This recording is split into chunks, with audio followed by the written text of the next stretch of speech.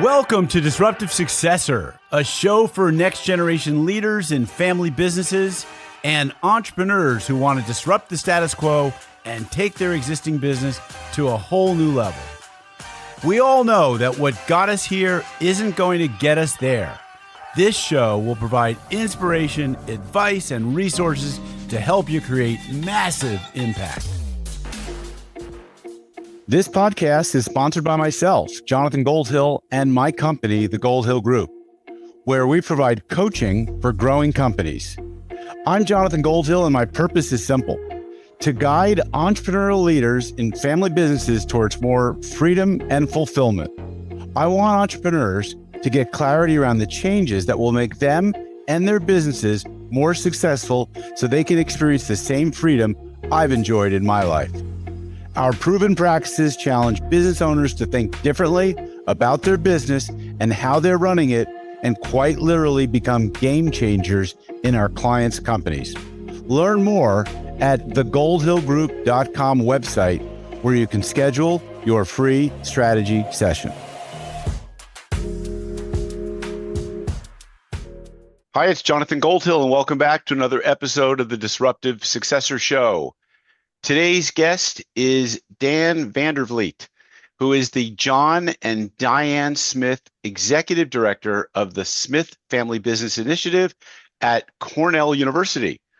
Cornell has been named one of the 25 best business schools for family business by Family Capital in 2015. As the founding director of this initiative, Dan guided the launch and growth of one of the leading educational centers for family business. He designed and developed the Leaders in Family Enterprise course, and he also teaches executives and next generation leaders through the Cornell's External Education and eCornell programs. Under his tenure, the Smith Family Business Initiative has developed the Cornell Case Competition for Family Ownership, the Mentors Forum, and the Family Innovations Summit. Dan was one of my early guests 4 years ago. Tune into episode 8, recorded on December 22nd of 2020. In today's call, we're going to be talking about the Rising Gen survey, where over 200 respondents, specifically current college students taking entrepreneurship and family business classes, participated in a survey that has given the school and Dan some unique insights into what the next generation is thinking about in terms of joining their family business. Dan, welcome to the show today. John, it's good to be back again. It's hard to believe I was guest number 8 4 years ago.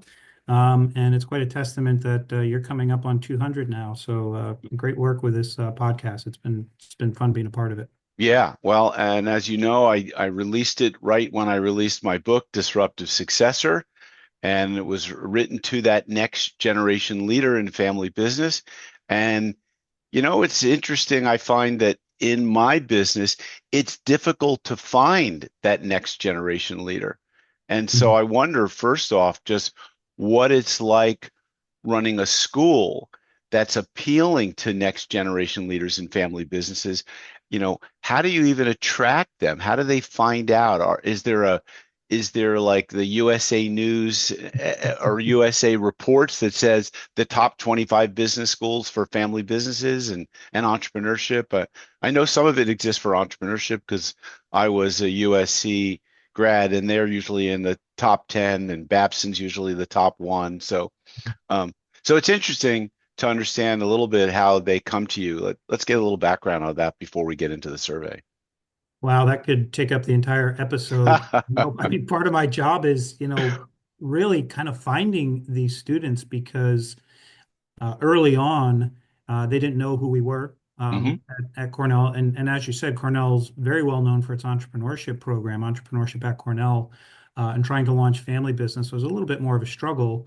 And I think there's a bit of a cultural element here as well. And by that, I mean, for students coming from North America, very much, we're in a very individualistic mindset, right? Like you go to school to get away from family. You go to school to establish your own identity, that to then go out and start your own business or, work in one of the big businesses and then do your own thing. And that sometimes those students who might be from their family's business, they really shy away from any coursework or any formalized instruction in this space, thinking, I don't know, maybe we're going to try and brainwash them into doing something they don't want to do. But what we have found is students from places like India, Latin America, China, family business is incredibly important for them. And so Hmm. they really began showing up for the classes and the activities that we do. And it has really steadily grown over these 10 years that we've been running the Smith Family Business Initiative. So I would say my strategy is more often than not, I let them come to us. It's really important. It's not uncommon that for a lot of these students, they'll graduate and within a year or two, they're like, yeah, I really wanted to stop in and see you when I was on campus because I didn't think I was going back to my family business, but here I am. So there are a lot of pathways for these students to explore during their time at the university as well as after the university. And so we try to position ourselves really as just a resource for when the time is right. We're here to help whether you are a student, whether you are an alumni, or whether you're even somebody just in the family business ecosystem. So we'll use whatever means. And I think my role is sort of find them where they are. Yeah. Sometimes it's through Instagram, sometimes it's through other messaging platforms. Students today, unlike when you and I were probably back in school, I mean, things are coming at them from all different directions. So you don't want to be just sort of part of the background noise. You want them to really come to you when the timing is right. Well, and I imagine that, like the school right down the street from me, UCLA, Mhm. which I understand is the hardest school in the country to get into in terms of the sheer number of applicants versus the number they take. And I drive through that campus often to go play tennis, by the way. And Mhm. while I drive through, the population is obviously very Asian, extremely Asian. And so I imagine that Cornell likewise is Mhm. attracting international students for all of its programs, whether it's your famous hospitality management program or just the liberal arts or what have you. The disproportionate number of people coming from other countries is, I mean, that shift has happened a lot over the last several decades and continues. So, Cornell's definitely a global school. mhm. And in my class that I teach, or classes that I teach, I think that's reflective of what you just mentioned, a very strong Asian population. And for a lot of us, I don't think we think of China as a home for family business, but there are a huge percentage of businesses there, as much as 90%, that are family or privately owned. And what we're seeing in China is that it's a very young population of entrepreneurs there, and they're beginning to age out. And that Mm. next generation is not as inclined to return to their family or return to their homeland. They've had all of these opportunities presented to them, and they've got other ideas of what they might want to do. So there is a bit of a bubble happening in China. But again, India, Latin America, the role of family is much different there. Like there's a much stronger connection. There's not any sort of stigma of living back with your family, staying close to your family, and or there's even a level in some cases of honor of, I'm going to return to my family's business because it's at some level expected of me, and I'm okay with that. Super interesting, just along that same lines. And yes, I've read that India is like 97% family businesses because that is the economic unit, is Right. the family. Um, I wonder whether there's many more disruptors in Mm. family businesses, in United States family businesses versus these other countries where honor their parents is a stronger cultural value. I would imagine there's more disruptors in the U.S. in family Boy, that's businesses. that would be a great research question. I think the disruption in the US is that individuals return to the family business sometimes unexpectedly. Hmm. Meaning they've got another career path planned. They're traveling the world doing what they want to do, but then, sometimes something happens when you hit your 30s and you returning home, or suddenly, the opportunity to own a business presents itself, and you're like, well, it's not such a bad thing after all, is it? Right? I've tried all these other options. I've worked on Wall Street. I've worked in Amazon, wherever. Suddenly that business that you grew up with, that your mom and dad fought at the kitchen table over, all of a sudden looks like a great opportunity opportunity. So that's one disruptor. The other disruptor is, when the unexpected sibling returns, and joins, the son or daughter that's been in the business for 5, 10 years, and the Yes. family hasn't planned on that. Yes. Then you have issues of ownership equity that come into play. You have issues of, position within the business. I've worked here for 10 years. I've established a certain amount of credibility. You've been out doing your thing, playing around in New York City or skiing on the slopes, and all of a sudden you're going to show up and be at the same level as me or have the same ownership percentage as me. That I would argue is a huge disruptor, maybe not from the innovation standpoint that you really focus on, but more from disruption within the family and possibly within the business. That's huge, really huge. And I Yeah. think the common theme that I see is technology like it exists today didn't exist with boomers. Mhm. And so the Mhm. younger generation, they're bringing technology to the business and they're bringing scalability to the business like never before. Yeah. And so that is a really huge piece. And older people need someone that they can trust, who's going to bring that in and scale, as opposed to an outside. I mean, they could use a non-family executive for that role for Sure. sure. Um, but yeah, I see families coming back because they realize, wow, this isn't so bad, and the opportunity here is pretty good. And you Exactly right. know, I'm gonna, it'll be my own thing, and I don't have to be in this corporate system where there's a bureaucracy and I have to earn my pay increase and I mean, so Right. some merit, uh, some accrues to the family just because of your genetics, if you will. One of our alumni that I met with very early on after I started here, described it this way. He viewed himself as an entrepreneur, but not as an entrepreneur of building new companies, an entrepreneur of sort of renewing existing ones. And so that was his pretext for coming back to the family business, was bringing all of that entrepreneurial talent. He didn't want to build something new, but there was something new that needed to be built within the business. And I think that's a little bit of a different twist on entrepreneurship, especially within the family business context. Yeah, super interesting. And I understand a big thing in college these days is acquisition through entrepreneurship, which is a That's whole right. other course track. Yeah. So, um, ETA. ETA, Yeah. exactly. All The right. other thing I Yeah. would just add, sorry to interrupt on the No, no. technology part. I would say one thing that I think this generation might be struggling a little bit with is that, the technology has allowed us to be much more remote with Hmm. what we do. I mean, look at us having this podcast right now on Sure. each coast of the U.S. But not all businesses can be run remote, especially if you're going to be the owner and or leader in that enterprise. And so there is sort of that internal rub of having the ability to work remotely, but also the need to be present, and there for your family and your business. Yeah. So true.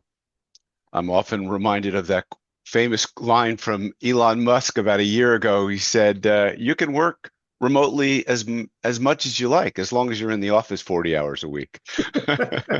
And yeah, because I mean, if you're making and building cars, you need to be in teams with people and physically there and seeing things. You can't Yeah. really do that remotely. But so many professions today lend itself to being completely remote. It's quite amazing.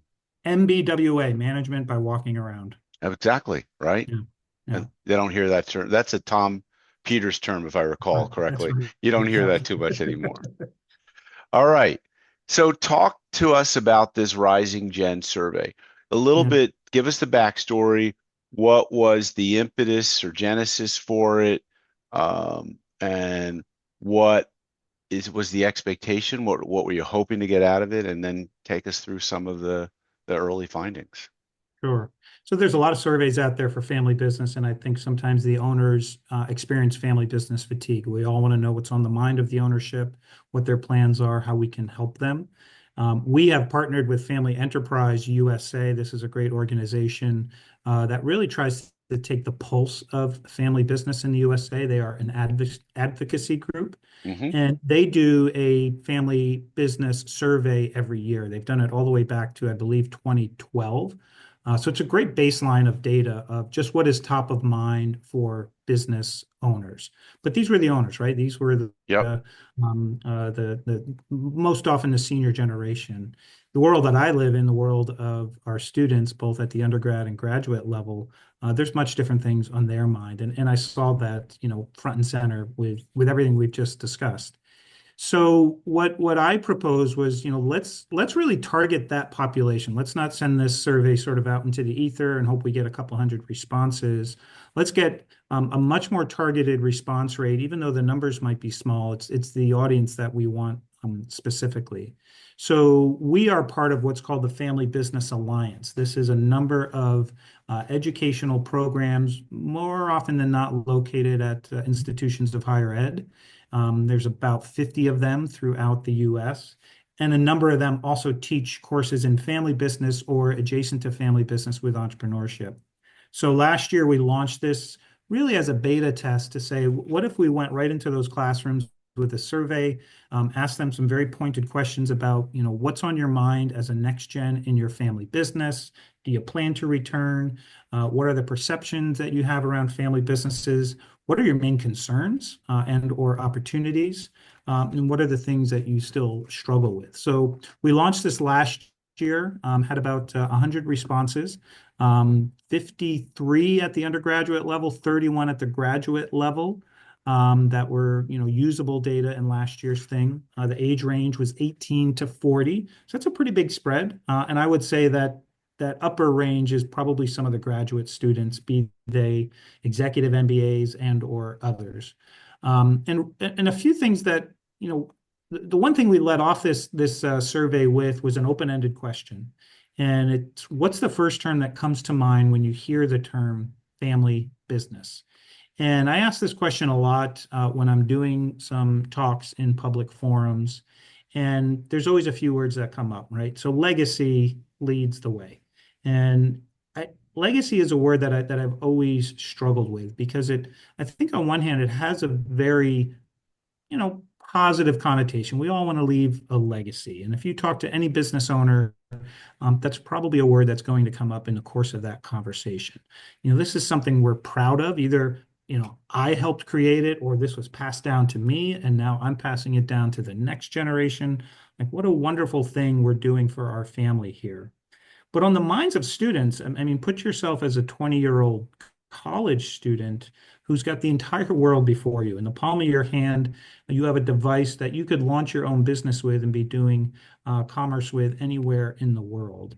And all of a sudden, legacy is returning back to your hometown to run a hardware store, or returning to another town to open up another auto dealership. So legacy, I think, for that rising generation can also be a bit of a burden. So I put that out there really as a caution for any of your listeners who use that word to just understand it doesn't mean the same thing to everyone.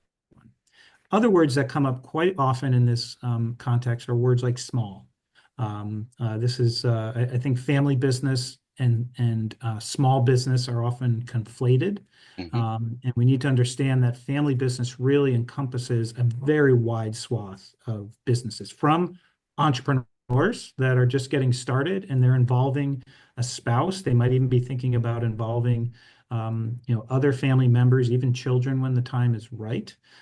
All the way through the SC Johnsons and the Walmarts that still, by definition, fit the term family business.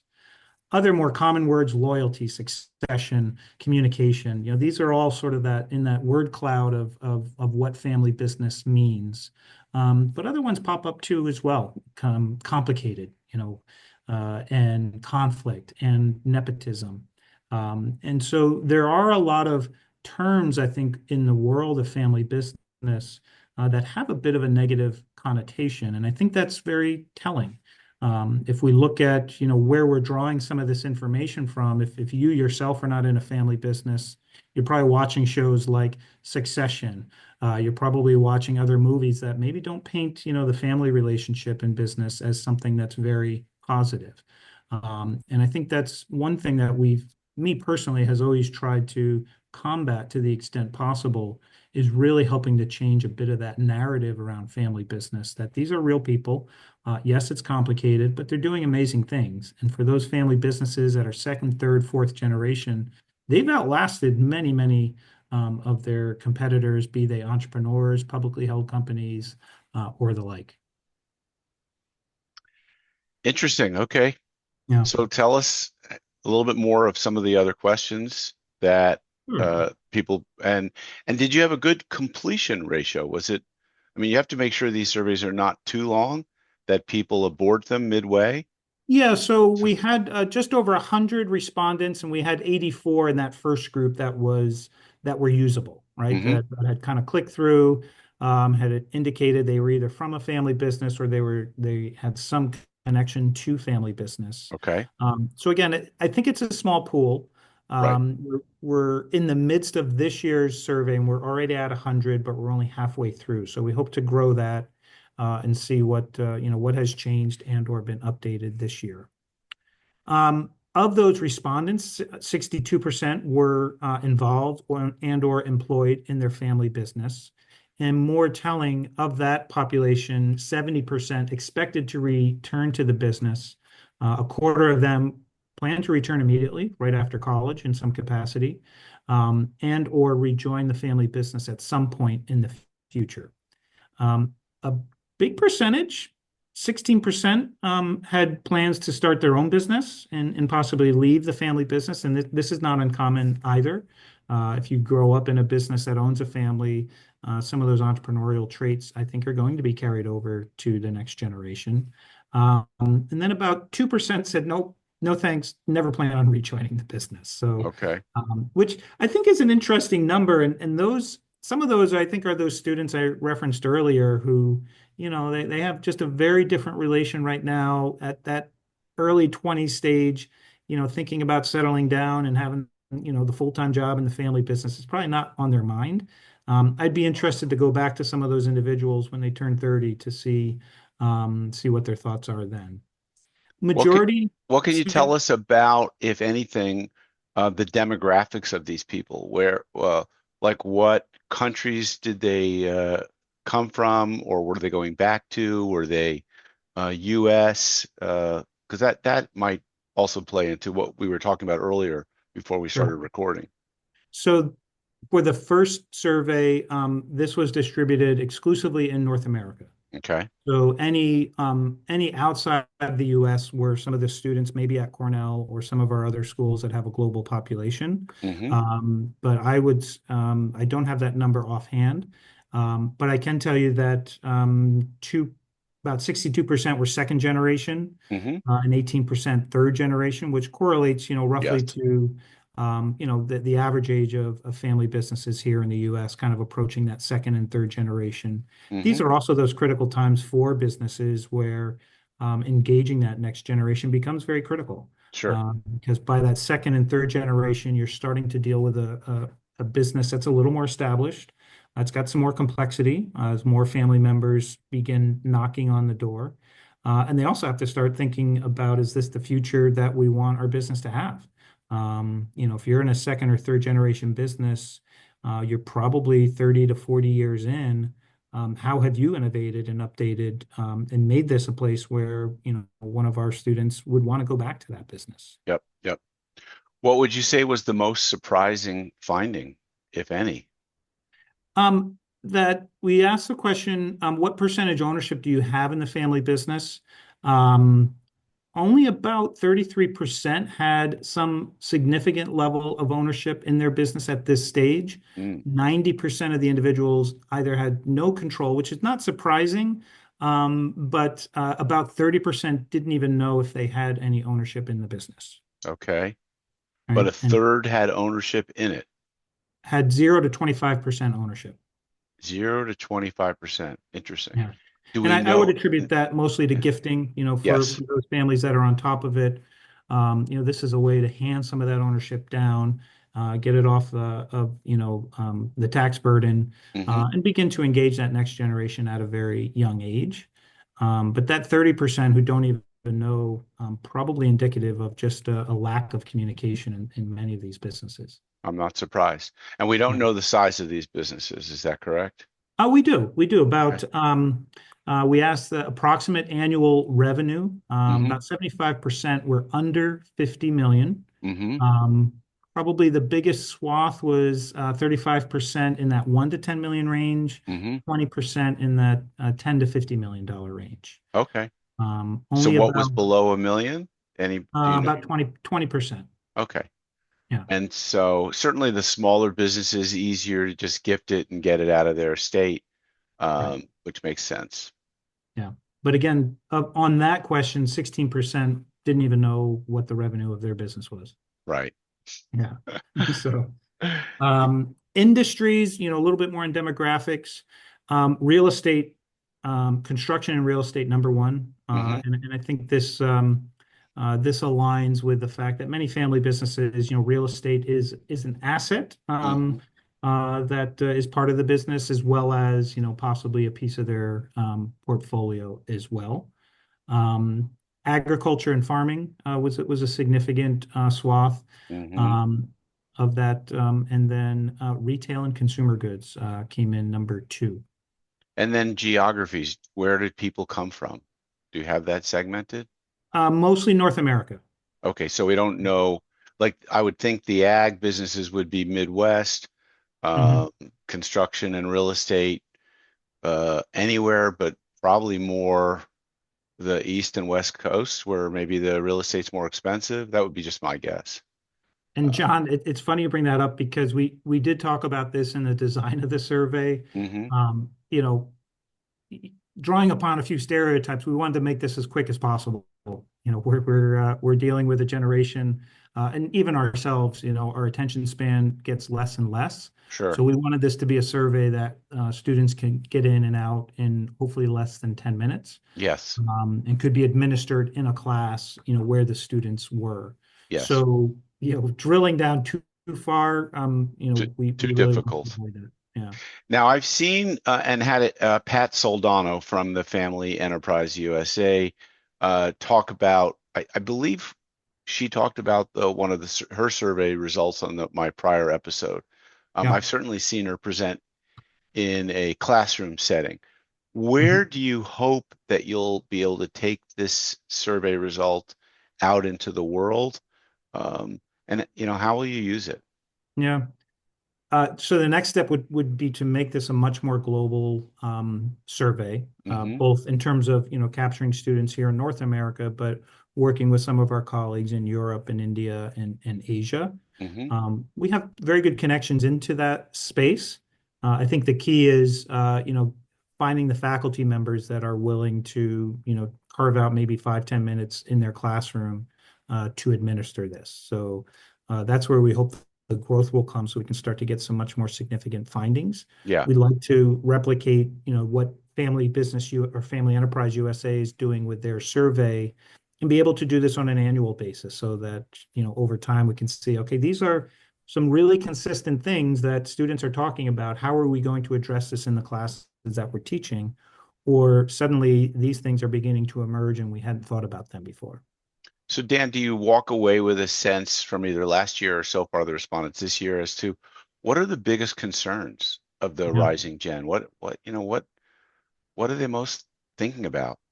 So I would say there's three, and this was very clear last year, and then even in the early results this year. Mm-hmm. Top of mind was communication, just Mm-hmm. family communication. How are families addressing all of these choices that the next gen are presented with? Do I want to be an owner of this enterprise? Do I want to be an operator? What does it take to run this business?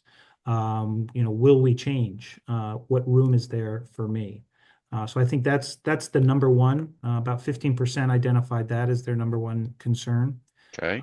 Second to that was growing revenue and succession planning. About 13% identified that.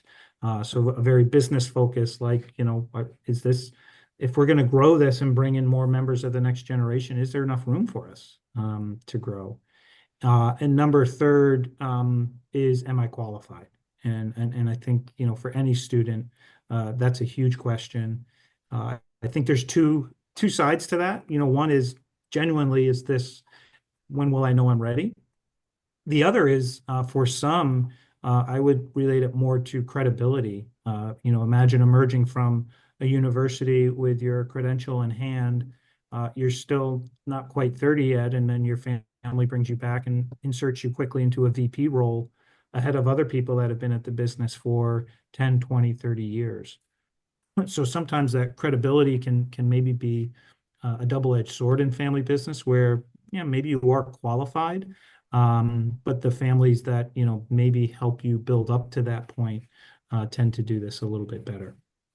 Is that the gap in the market that the school or universities are providing in family business programs is helping the next generation understand where their place is when they get back to their business? I mean, Mhm. I think this is a huge challenge for Yeah. both generations. And let me just expand upon this. When I went to business school, was the end of the 1980s, 87 to 89, and I studied entrepreneurship. And there really weren't that many entrepreneurship programs around the country. And Mhm. I met a young man who was getting his PhD, whom you know, John Davis, who was working Mhm. out of a room there. Um, he was interested in family business, and I was interested in family business, but there was no family business program. And Right. at the time, I imagined there were probably very few family business programs across the United States, which I think is still the case. Um, so the other question I was kind of thinking about is why aren't there more family business programs across the country in universities and extension programs? And Yeah. then back to my earlier question, and what's their role? What can they teach them? Because when I was in entrepreneurship, the question was, can you really teach someone to be an entrepreneur? And I came out and said, yes, you absolutely can learn this.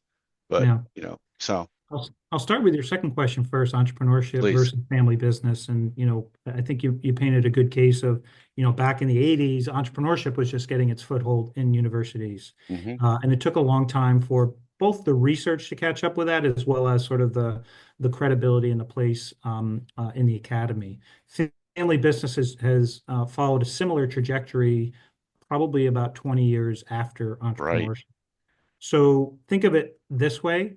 Um, Starting a business, growing a business, selling a business, that's really sexy, right? Hmm. Universities want all of that. Right. And you probably cannot be a credible business school today without an entrepreneurship program.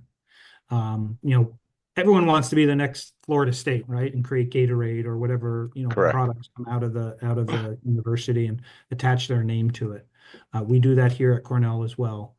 Family business, you know, taking over your family's business, keeping it where it is, maybe growing it and dealing with all the internal conflicts that exist with family business is really not all that sexy. Mm-mm. Even though, these are the businesses that really contribute the most to the economy, create new jobs, contribute to the GDP, and really are stable long-term businesses. But it's just not sexy. And so I think there's a bit of a rub there. The number of family business programs in the US has remained steady, but there has been a lot of turbulence within that space. A lot of new centers are popping up, as many of those centers also close. I call it whack-a-mole. Every time I turn around, there's a great new program being launched. And then I say, well, where did that other program go? And they've closed down. Mm. So there's a lot of turbulence there. There aren't a lot of faculty that are focusing in on this. Family business is not a research discipline. It is not finance. It is not accounting. It is not marketing. It doesn't fit neatly into one of those silos. It cuts across many of those disciplines. But if you are a young researcher trying to get tenure at a top university, family business is not the path for you. It's something that you will come to later in life.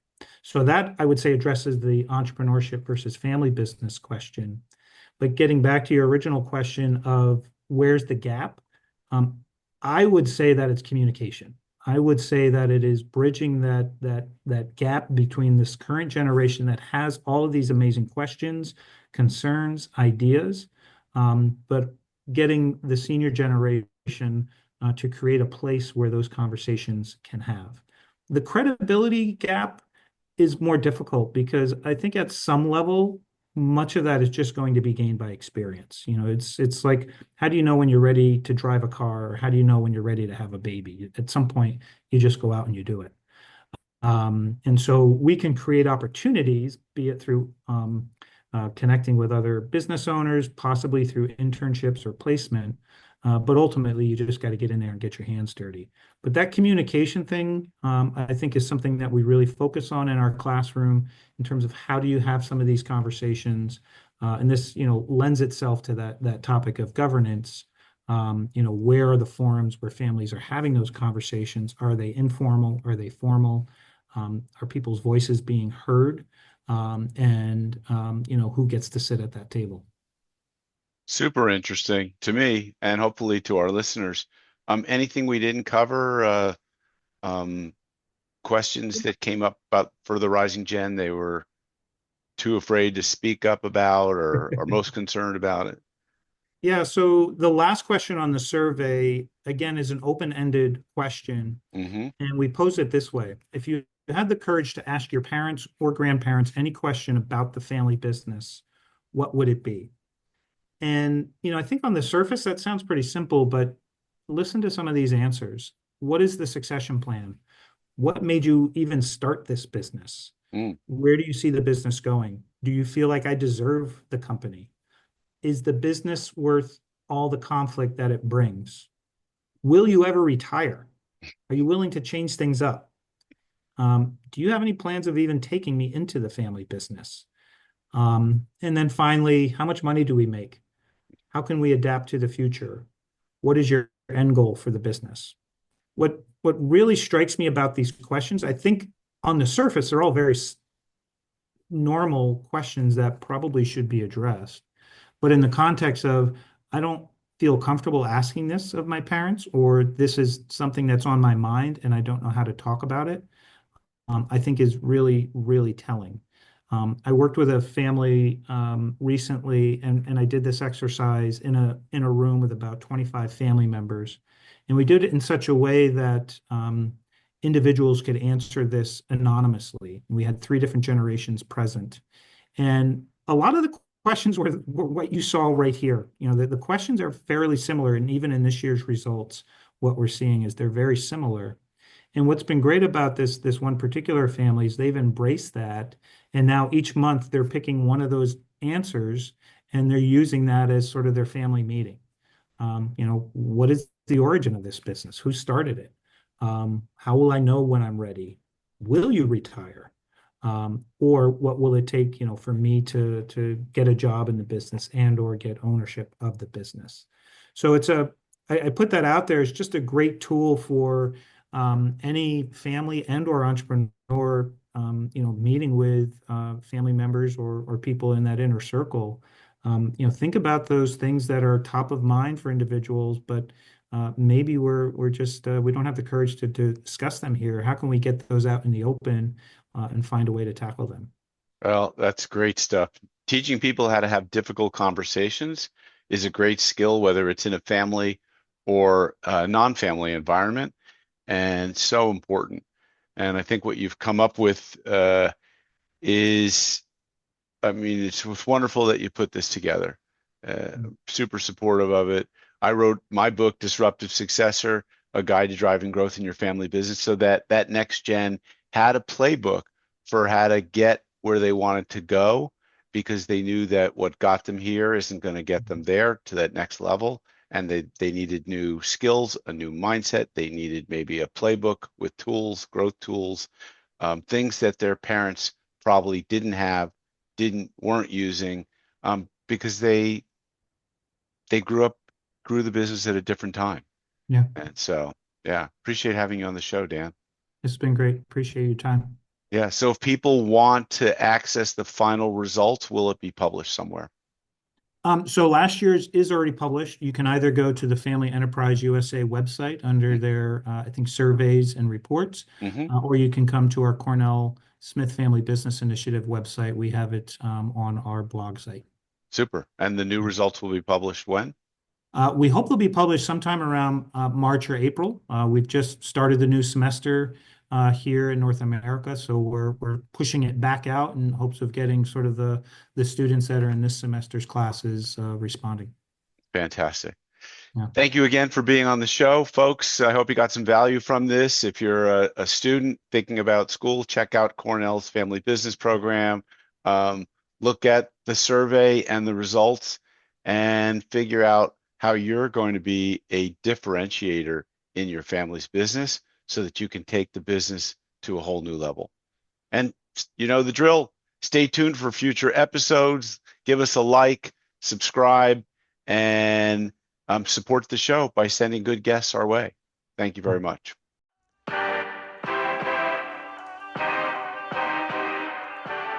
Thank you for joining us on the Disruptive Successor podcast. If you enjoyed today's episode, please subscribe, review, and share with a friend who would benefit from the message. If you're interested in picking up a copy of my book, Disruptive Successor, go to disruptivesuccessor.com.